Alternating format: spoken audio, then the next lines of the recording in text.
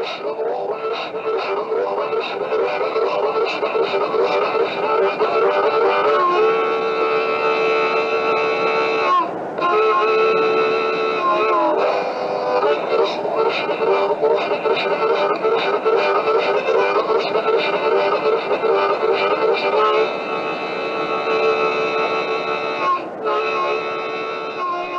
guys, this is November 17th, and I got this wild request to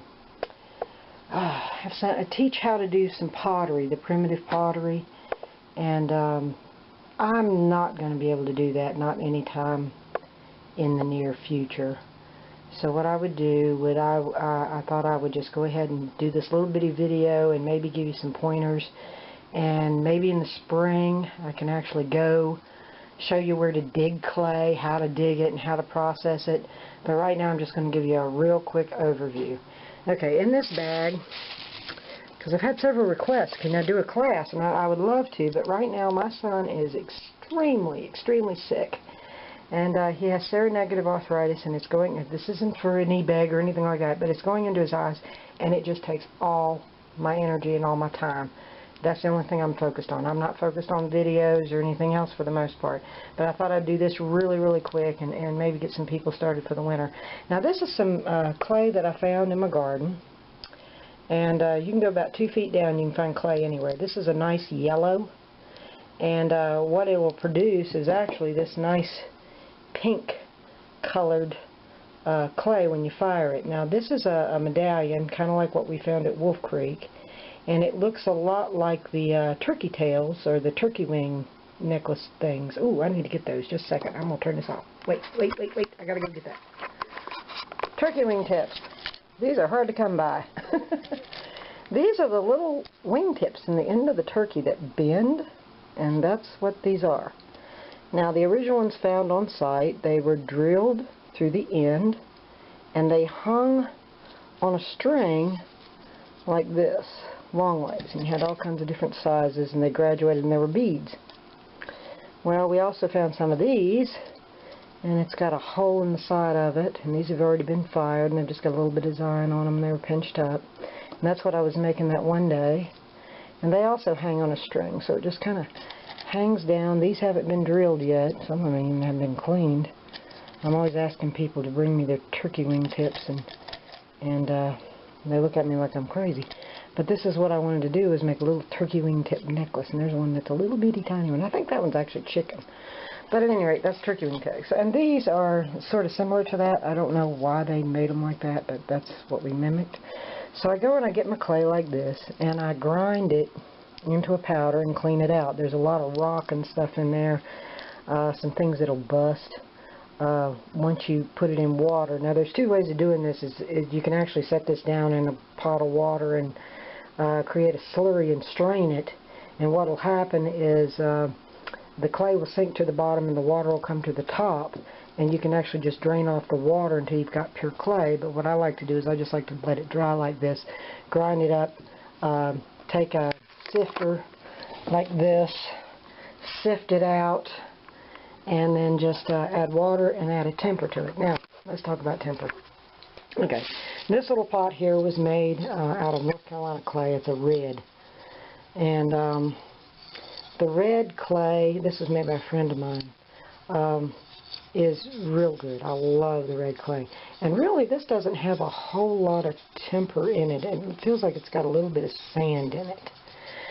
This was made out of the gray clay we've got around here, and you notice it's kind of shiny. That's because I burnished it with a smooth stone before I fired it, and that's the same thing with this. This is actually a seed ball that I made, and it's real shiny, and it's been etched, and it has a small opening for you to put seeds in, and that's what they would do. They would make these small opening bowls. Sometimes you see them as a big Ola pot, and it's got this little small opening in it, and you can block that up, and it keep the animals and the bugs and stuff out of it, so you can save your seed from year to year. Well, this is just a little handheld seed pot that I made years ago, and here's a pipe.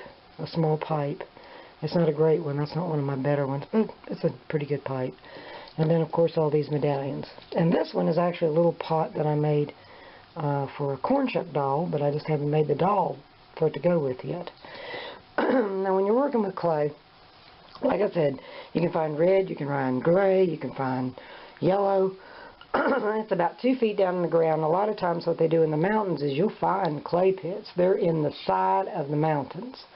You'll see where they have dug out in the side of a mountain. There's one up on the mountain here, and they've dug the clay out, and you know what they've done. It's just this opening that's just dug out. But you can find it anywhere. You dig down 2 feet, you can find clay. So what you do is you add a temper to it. Now temper here, they added what they call limestone. It was most of the pots that were found at the site, and I'll get some pictures of some stuff that I've got, were limestone. And limestone, I got to thinking, okay, limestone, they're talking about gravel? Well, yeah, you can grind up the limestone gravel and do that, but no. What they were using, I believe, and I know for a fact, is the shale, the limestone shale. But there's a trick to it, and with seashell, with mica, with limestone, with all of it, because I tried it over and over and over again, and I would just mix it, I'd grind it up and I'd mix it, and it's usually, I usually start with 1 part temper and 5 parts clay, and then I mix it together, and here's my little leather pad that I throw it on. If you see the other video, you see me wedging it. Okay, it's 1 part temper and 5 parts clay. And you can feel when it gets about right. But what I found was if I took that and I ground it up and I put it in there just like it was, when I went to go fire it, it would explode. It would just bust. It would just go all over the place. It would just be a broken, cracked pot. And so what I figured out they were doing was they were actually tempering the temper before they put it in there. A lot of times in Native American sites, you don't find an entire pot. You find pot pieces, and they aren't enough to make the pot. And so what I figured out they were doing is that they're actually taking the broken pot, grinding it up, and using it as temper. Because it's already been fired, it's not going to explode, especially if you use like seashell. I have found that it's better to heat those seashells, boil them, do whatever, and heat them up, and before you grind them up and put them in a temper. And then you use the coil method. That's what these were done. I just shaped them different. Well, this one I didn't shape.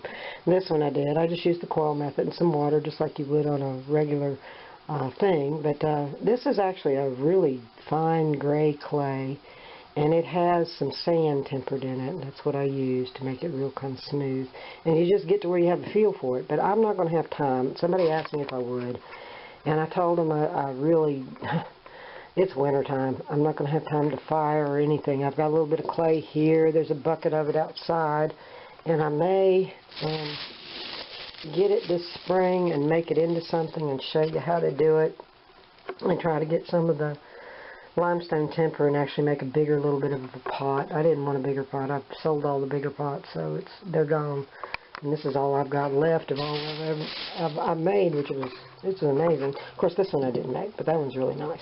But these I did. All the rest of this we did. But anyhow, that's what I want to do. I'm just not going to have time to teach.